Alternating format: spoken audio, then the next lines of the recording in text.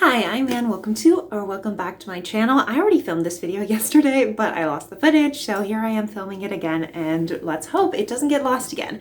So, I was tagged by BookBuds to do this tag called the Boujee Tag. Doesn't that sound like a posh tag name? This was created by Abookolive, and I will link both BookBuds and Abookolive down in the description. And I know what you're gonna say, Anne, didn't you say like a couple weeks ago that you weren't gonna do tags for a while? Yes, but then I got tagged by like 3 people in the last 2 weeks, so I'm back to doing tags on Wednesday, at least for a while, until I run out of tags again. We will see what happens with that. Number 1, what is your average monthly budget for books? So I'm not going to count this year because this year I have a no book buying year ban on myself. So basically I'm not allowed to buy any books this year until I get my physical TBR down below a certain amount. So I'm not going to include this year. I'm just going to do what I typically would do outside of that ban. I don't have a strict monthly book budget, so there may be some months that I spend like $40, some months that I spend nothing. I may go for like 6 months not spending anything on books and then spend like $100 on books in 1 month. So it's all over the place with my book budget. But I will say, like, especially when it comes to newer books, I will definitely budget that. But for me, most of the books that I get are from like thrift stores or secondhand shops. And so with them, most of them are under like $4 per book. Usually they're under $2 per book. So for me, like even if I get like 10 books, that's still only $20. So that's why I don't give myself a budget, just because most of the books I buy are relatively cheap anyway.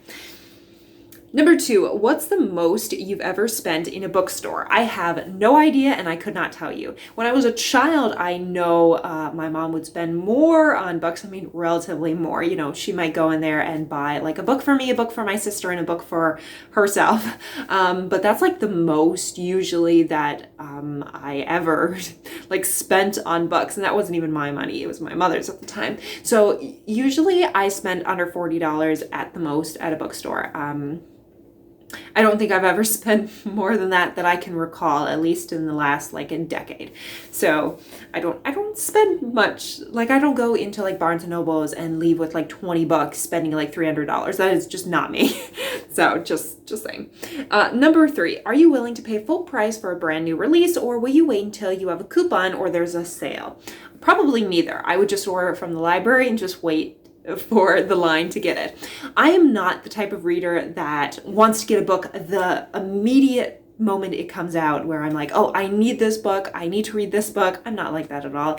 I can wait a year or 2 or a couple years until like it's not quite as popular, and then I will just, you know, get it from the library and read it. Because most newer books I don't want to read multiple times, so why would I buy it new or even buy it on sale if I know I'm only going to read it once? So I tend to just get it from the library. Number 4, would you rather buy one new book or several less expensive used copies? If you know me at all, as you would have known by the rest of this video, yeah, obviously a few old copies. One, vintage books are just cooler. I'm sorry. They look cool. They smell amazing.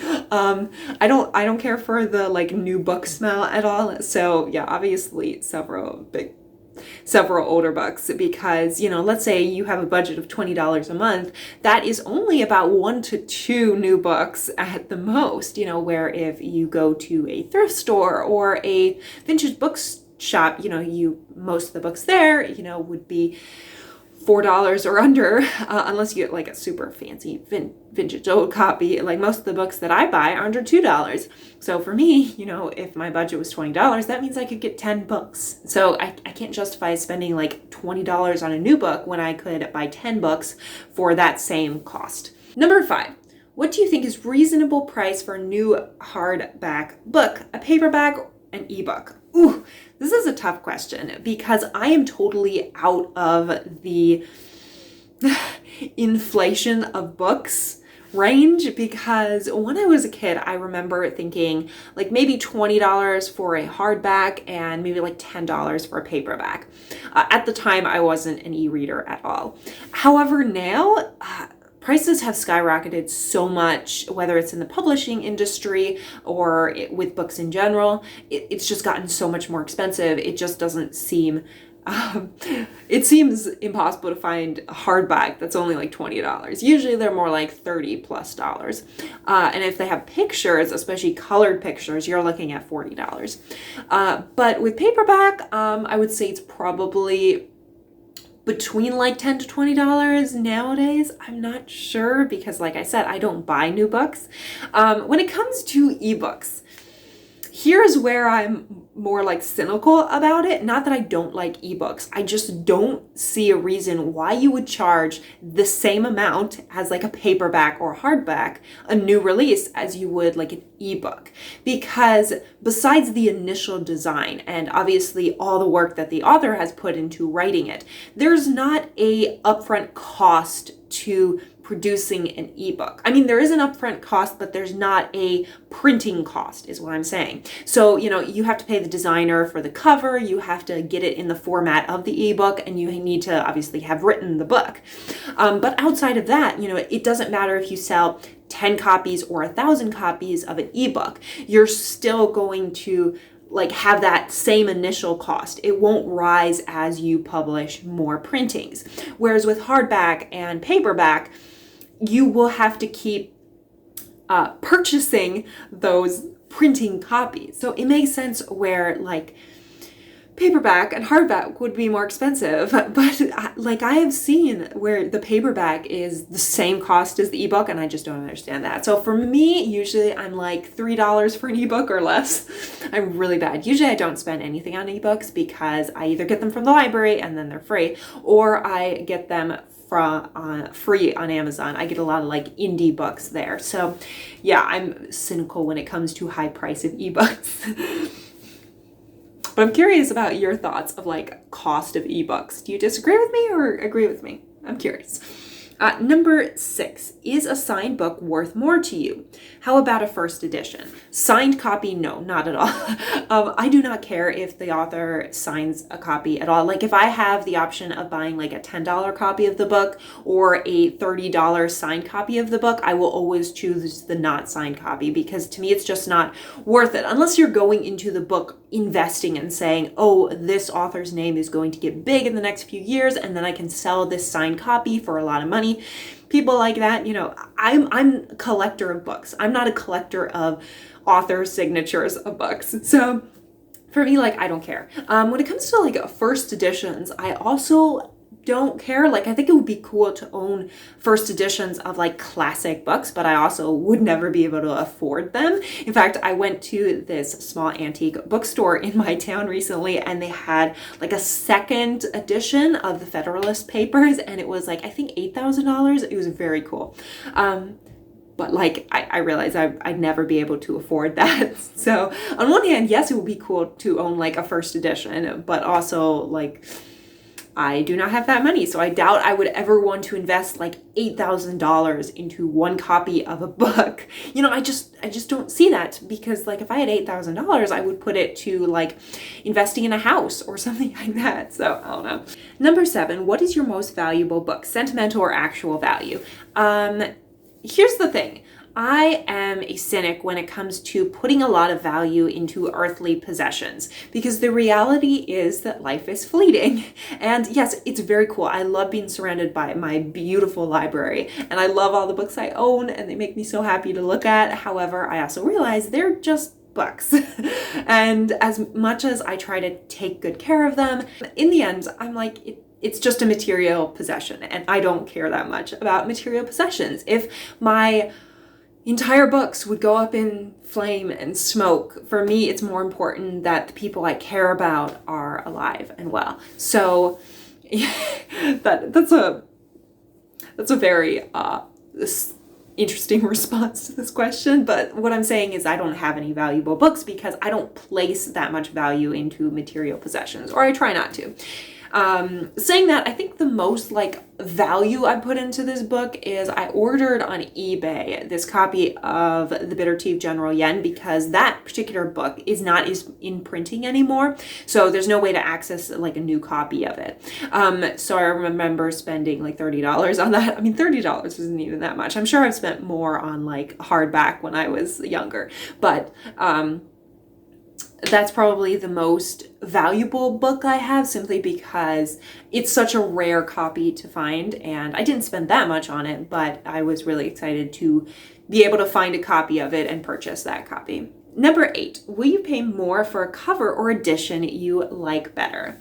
For me, it would definitely depend. If I am out purchasing a new book and I have like 2 editions in front of me, one is like $20, one is $25, and I really prefer the $25 one, yeah, of course I'll get the edition or the cover that I prefer. Saying that, like, especially since I get most of my books secondhand, you don't really have the choice between different covers, different editions, because you are stuck with what they have available.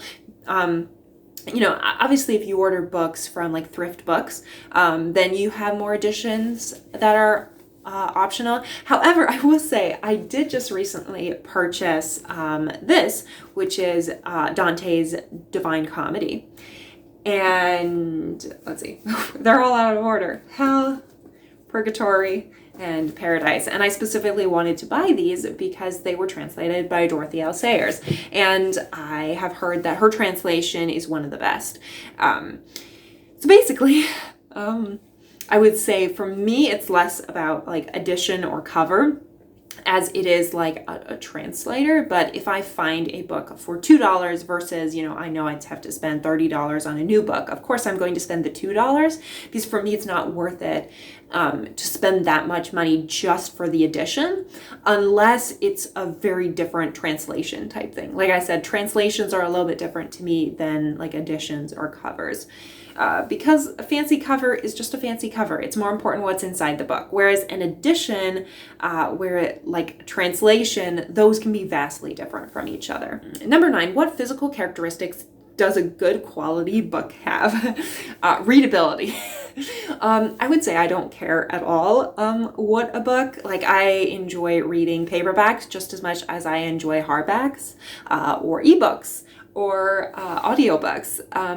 The physical characteristics to me are not as important. However, I will say the only physical characteristics that I do seem to have issue with is if the print is super tiny. I have a copy of Les Mis by Victor Hugo where I did read it and I enjoyed it, but I really struggled with just how tiny the font was. And I would have preferred if it was bigger. So for me, that is one physical characteristic that I tend to prefer reading like hardback bigger books, because they tend to have slightly larger print. But besides that, I don't care about physical characteristics at all. Number 10, if you won the lottery, what bookish things would you do with your money? And then bonus, give us an image, actual or mental, of your dream home library. Okay. This is probably not going to be the average answer, I guess, but while in my mind, I think it would be awesome to own like an ideal library. I'll put up some pictures that, you know, I think are very beautiful libraries. However, if I were actually to win the lottery, I really doubt I would spend it on getting like my perfect library. What I would probably do is travel, because there are so many historical libraries around the world that I would love to visit, and just in general visit different cities. But within every city, I can see myself prioritizing museums and like libraries or bookstores or things like that. I really love history and I really love books, and so I feel like if I won the lottery, those are the bookish things that I would spend it on. It would be travel. It would be travel to see different libraries, to see different places. I mean, I would love to go to Oxford Library. So, let's see. Who am I going to tag? Oh, well, since very literary Carrie tagged me in another tag, which I need to do next week, I would do her tag. I'm going to tag her in this because I'd love to see her answers. For the other one, I'm going to tag Becky from Teacup the Storyteller. If either of you have done this and I just completely missed it, just ignore me. So there's the tag. Thank you so much for watching. If you like this video, like, subscribe. I post every Saturday and Wednesday at 6 p.m. Eastern time, and I will see you all in the next video. Also, what do you think of my new setup? Do you like it better or worse? I kind of like it better, but we'll see about the sound quality because I'm really struggling with like how echoey this room is. I need to figure out how to make it like less echoey so that your sound is better. We'll see. See you in the next video. Bye.